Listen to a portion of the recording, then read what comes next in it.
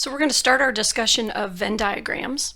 And Venn diagrams are a way to represent sets kind of in a two-dimensional fashion on paper.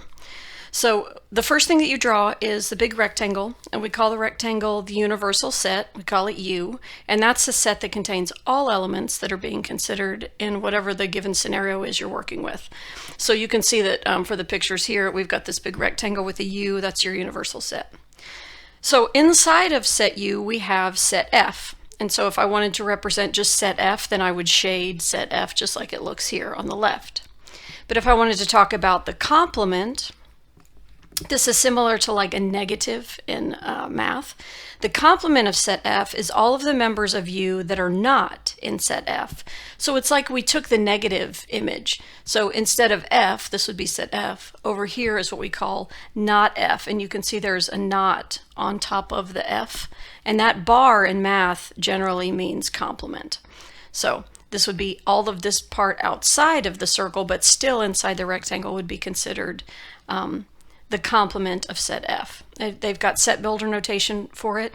It's all X's that are elements of U, they're just not inside of F. So this is one way you can draw it with a Venn diagram. Again, it's F versus not F.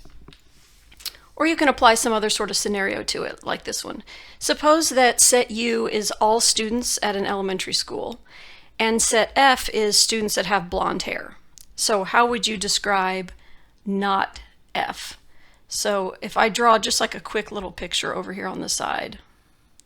So maybe this is all students at the elementary school. And inside here, set F, that would be all students that have blonde hair. So how would we describe this region? So that would be the not F region.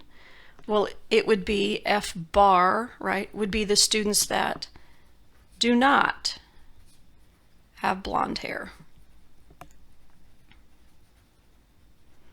So it's like a not. It's similar to a negative. Okay, so what we were drawing here was F not, and that was all of this part in here. And those would be all of the students. They're still students at the school. They just don't have blonde hair. So what if we have it as, instead of like a scenario with words, what if we have an example like this? Suppose that U is W, X, Y, and Z. It's the set of those elements. A is X and Y, and B just contains W. So find not A and not B. Well, I think this is much, much easier to do if we set up a picture. I'm going to do a drawing inside here. So this is U. And inside of U is set A. And set A contains elements X and Y. And then there's set B over here. And B just contains W. But the entire U, the entire rectangle, should contain W and X and Y and also Z. So where do we put the Z? Well, it's not inside of A and it's not inside of B, but it's still inside the rectangle. So you just put the Z outside. So now we can see X, Y, Z, and W.